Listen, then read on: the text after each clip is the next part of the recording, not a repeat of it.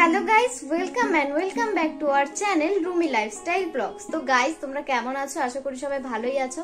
তো আজকে আমি খাসির মাংস রান্না করতে যাচ্ছি জীবনের প্রথমবার। তো চলো, জানি না কেমন কি হবে। তো চলো তোমরা দেখতে থাকো ভিডিওটা। আর যে সাবস্ক্রাইব করোনি তারা তাড়াতাড়ি আমার চ্যানেলটা সাবস্ক্রাইব করে দিও আর পাশে থেকো। তো চলো দেখতে থাকো।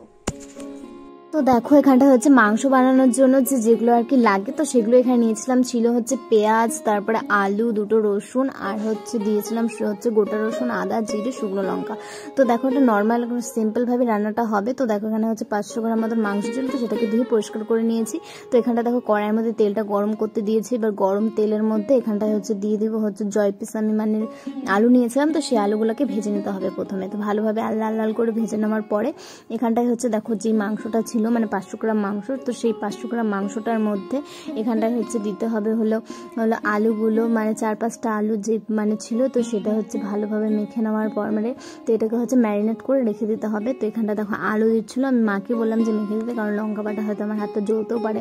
তো তারপরে এখানটায় দিয়েছিলাম পেঁয়াজ কুচি, তারপরে দিয়েছিলাম লঙ্কা বাটা, মানে লঙ্কা, জিরে, তারপরে রসুন একটুখানি দিয়েছিলাম। তো লবণ দিয়ে সব কিছু মানে বেটে নিয়ে তারপরে এখানটা দেখো লবণ দিয়েছিলাম। তারপরে দিয়েছিলাম হলুদ। তো হলুদ দেওয়ার পরে এখানটা তোমরা সর্ষের তেল অ্যাড করতে পারো। তো এখানে একটুখানি সর্ষের তেল অ্যাড করেছিল। তো তারপরে এটাকে ভালোভাবে চটকে মেখে নেওয়ার পরে মানে সুন্দর করে একদম মাখতে হবে, যেন একদম সবগুলোর গায়ে যেন মশলাটা লেগে যায়। তো তারপরে দেখো এখানটা ম্যারিনেট করার পরে এখানে রেখে দিতে হবে আধা ঘন্টার জন্য। তারপরে আধা ঘন্টা পরে আমরা মাংসটাকে রান্না করব।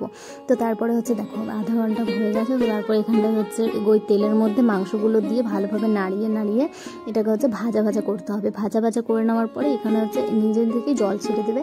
তো সেইটা রান্না করার পরে তো আমি খুবই এক্সাইটেড ছিলাম যে কেমন হবে। ফার্স্টবার আমি এই রান্নাটা করছি, তো যেহেতু একটু ভয়ে ছিলাম যে কি না কি হবে। তো তারপর দেখো এখানটা জল ছাড়ার পরে এখানটা মাংসের কালারটা মানে জাস্ট অসাধারণ হচ্ছে, আমি তো ধারণাই করতে পারিনি যেরকম আসবে। তো তারপরে দেখো এখানটা ভাইকে আমি বলেছিলাম যে একটু সার্ভ করে দেয় আমাকে। তো আমি খাইনি, ওটা আমার ভাইকে খাইয়েছিলাম। তারপরে দেখো এখানটা মাংসটা এতটাই সফট হয়েছে, মানে আধা ঘন্টা পর্যন্ত তবে ফোটাতে হবে। তো তারপরে একটুখানি ঝোল দিতেও পারো, না দিতে পারো, কিন্তু আমরা বেসিক্যালি ঝোল ছাড়াই খাই, মানে অল্প একটু ঝোলের মধ্যে দিয়ে খাই।